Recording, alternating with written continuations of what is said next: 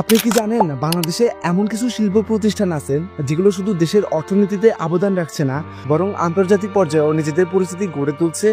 আর আশ্চর্যের বিষয় হলো এই প্রতিষ্ঠানগুলোর জন্ম কিন্তু চট্টগ্রামে। চট্টগ্রাম বাংলাদেশের বাণিজ্যিক রাজধানী, দেশের সবচেয়ে বড় সমুদ্র বন্দর এখানে, যা দেশের আমদানি রপ্তানির মূল কেন্দ্র। এই শহর থেকে উঠে এসেছে দেশের শীর্ষ কিছু শিল্প প্রতিষ্ঠান, যারা বদলে দিয়েছে অর্থনীতির চিত্র। দেশের শীর্ষমানের স্টিল, সিমেন্ট, গ্লাস, টোবাকো থেকে শুরু করে খাদ্যপণ্য ও অটোমোবাইল খাতের অন্যতম বড় প্রতিষ্ঠানগুলোর শিকড়েই চট্টগ্রামে। তো আজকের এই ভিডিওতে আমরা জানবো চট্টগ্রামে জন্ম নেওয়া সেরা 5টি শিল্প প্রতিষ্ঠানের গল্প, যারা ছোট থেকে বড় হয়ে আজ দেশের গর্বে পরিণত হয়েছে। তাদের সফলের রহস্য কি, কিভাবে তারা দেশের শিল্প খাতে বৈপ্লবিক পরিবর্তন এনেছে। তো এই সব কিছুই থাকছে আজকের এই ভিডিওতে। So let's see the full video. আমাদের লিস্টের 5 নম্বরে রয়েছে হচ্ছে টিকি গ্রুপ অফ ইন্ডাস্ট্রিজ।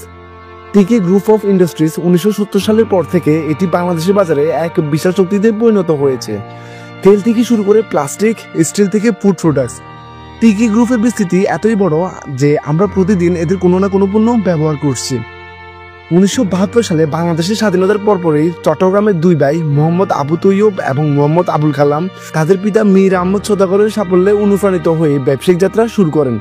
তাদের পিতার মৃত্যুর পরও তারা তার প্রতিষ্ঠিত ট্রেডিং ব্যবসা চালিয়ে যান এবং নতুন ব্যবসায়িক সুযোগের সন্ধানে ছিলেন।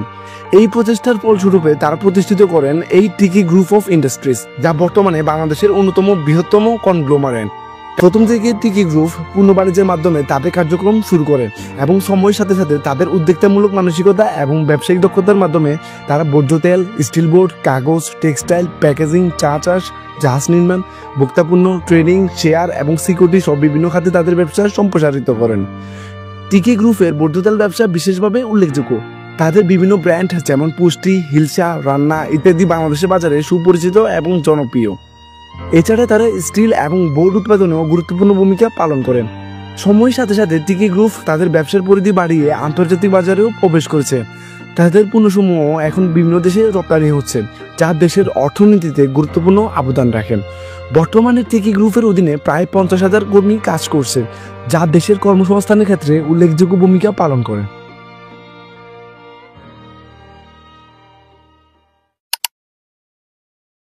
চট্টগ্রামের শীর্ষ 5টি শিল্প গ্রুপের মধ্যে 4র্থ স্থানে রয়েছে পিএসপি গ্রুপ, যার প্রতিষ্ঠাতা একজন দূরদর্শী স্বপ্নবাজ উদ্যোক্তা সুফি মোহাম্মদ মিজানুর রহমান। যদিও তার জন্ম নারায়ণগঞ্জে, তবে তার ব্যবসায়িক সাম্রাজ্যের মূল ভিত্তি গড়ে উঠেছে চট্টগ্রামে। পিএসপি গ্রুপের হেড অফিস রয়েছে চট্টগ্রামের অভিজাত এলাকা খুলশীতে, আর এর উৎপাদন কার্যক্রম ছড়িয়ে ছিটিয়ে আছে চট্টগ্রামের বিভিন্ন প্রান্তে।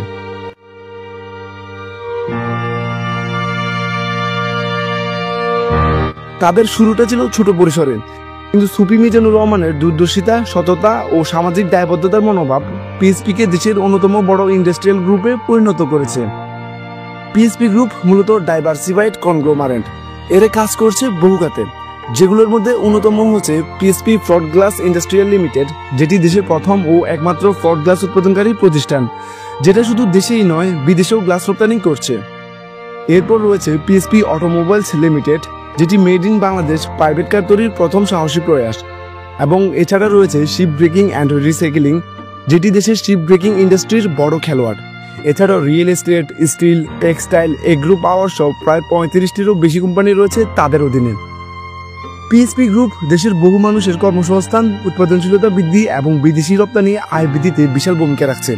তারা শুধুমাত্র ব্যবসা করে না, বরং নৈতিকতা, মানবিকতা ও দানশীলতাকেও ব্যবসার মূল স্তম্ভ হিসেবে ধরে রাখে।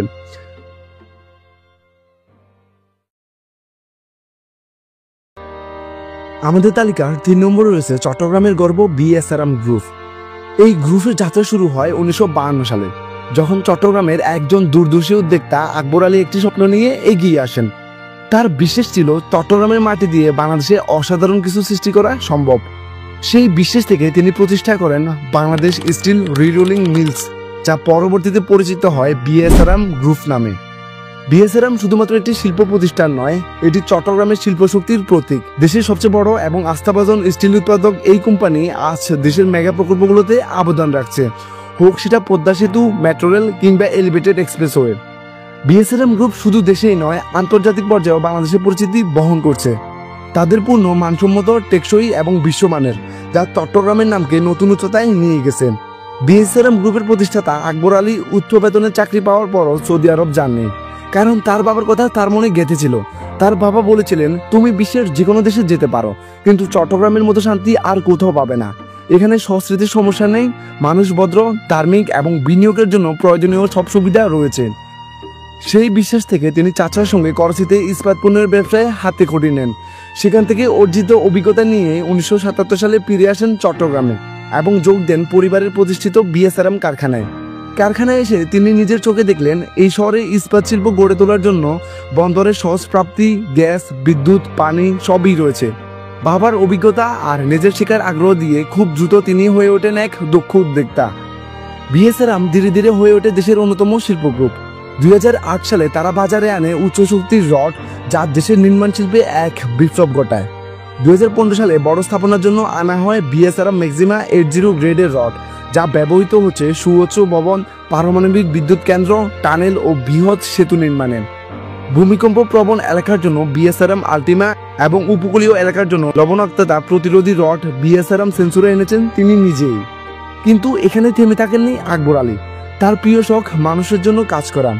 চট্টগ্রামের নাসিরাবাদ কারখানার পাশে তিনি প্রতিষ্ঠা করেন একটি স্কুল। 550 জন সুবিধাবঞ্চিত শিশু 8ম শ্রেণী পর্যন্ত পড়াশোনা করছে।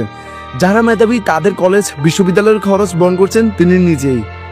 তরুণদের প্রতি তার স্পষ্ট বার্তা, সাফল্যের কোনো শর্টকাট নেই, প্রথমে অভিজ্ঞতা অর্জন করতে হবে। চাকরি হোক বা ব্যবসা, শিকার মানসিকতা থাকতেই হবে। আমাদের তালিকার 2 নম্বরে রয়েছে অ্যাসালম গ্রুপ। তবে এটুকু স্বীকার করতেই হবে, এই গ্রুপের প্রতিষ্ঠাতা সাইফুল আলমের নামে বিভিন্ন সময় উঠে এসেছে নানা ধরনের বিতর্ক। বিশেষ করে ব্যাংকিং খাতে লুটপাট, দুর্নীতি, সিন্ডিকেটের অভিযোগ সহ নানা ইস্যুতে তাকে নিয়ে সমালোচনা রয়েছে। তবু আমরা এই ভিডিওতে কেবল শিল্প প্রতিষ্ঠান হিসেবে অবদান, কর্মসংস্থান, বিনিয়োগের পরিমাণ এই মাপকাঠিতে প্রতিষ্ঠানগুলোকে বিবেচনা করেছি। সেই দিক থেকে এই অ্যাসালম গ্রুপের অবস্থান 2 নম্বরে। অ্যাসালম গ্রুপের যাত্রা শুরু হয়েছিল 1985 সালে চট্টগ্রাম থেকে। শুরুতে এর নাম ছিল অ্যাসালম অ্যান্ড কোম্পানি, আর এটি ছিল একটি সাধারণ ট্রেডিং ব্যবসা।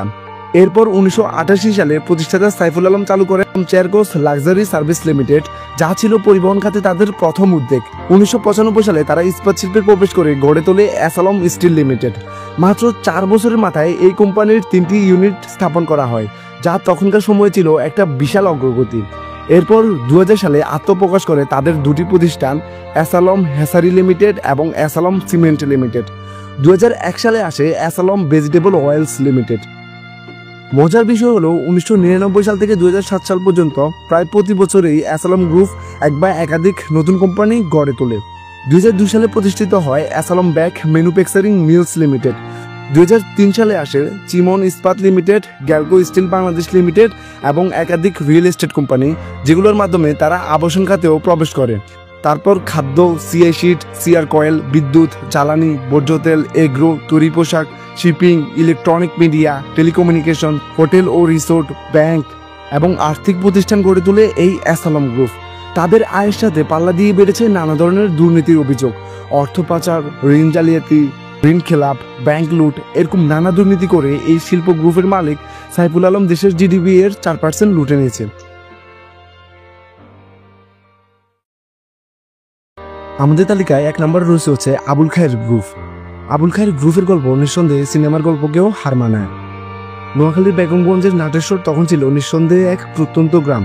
কে জানতো সেই গ্রামে নিত্য অভাব লাগা সংসারের জন্ম নেওয়া একজনের হাত ধরে জন্ম নিবে বাংলাদেশের এমন এক শিল্প গ্রুপ, যারা নেতৃত্ব দিবে বেসরকারি ব্যবসা খাতে। মানুষ তার আশার সমান, স্বপ্নের সমান বড়। এমনই এক সাপ্রিক মানুষ ছিলেন আবুল খায়ের, যার হাতে প্রতিষ্ঠিত আবুল খায়ের গ্রুপ আজ বাংলাদেশের শীর্ষ ব্যবসা প্রতিষ্ঠান। ইস্পাত, টিন, খাদ্যপণ্য সব জায়গায় নেতৃত্ব দিচ্ছে এই প্রতিষ্ঠানটি। আবুল খায়ের গ্রুপ কেবল পণ্য আমদানি করে বছরে 10,000 কোটি টাকার। ইন্টারন্যাশনাল ফিন্যান্স কর্পোরেশন বা আইএফসির তথ্য মতে বেসরকারি খাতে আয়ের দিক থেকে নেতৃত্ব দিচ্ছে এমন 23টি কোম্পানির মধ্যে 1 নম্বরে রয়েছে আবুল খায়ের গ্রুপ। এই প্রতিবেদনে তাদের বার্ষিক আয় দেখানো হয় প্রায় 14,500 কোটি টাকা, যদিও এখন গ্রুপের বার্ষিক আয় আরো অনেক বেশি। পরিবারের সচ্ছলতা ফেরাতে 9ম শ্রেণীতে থাকা অবস্থায় গ্রামের পরিচিত এক ব্যক্তির হাত ধরে চট্টগ্রামের পাহাড়তলিতে আসেন আবুল খায়ের।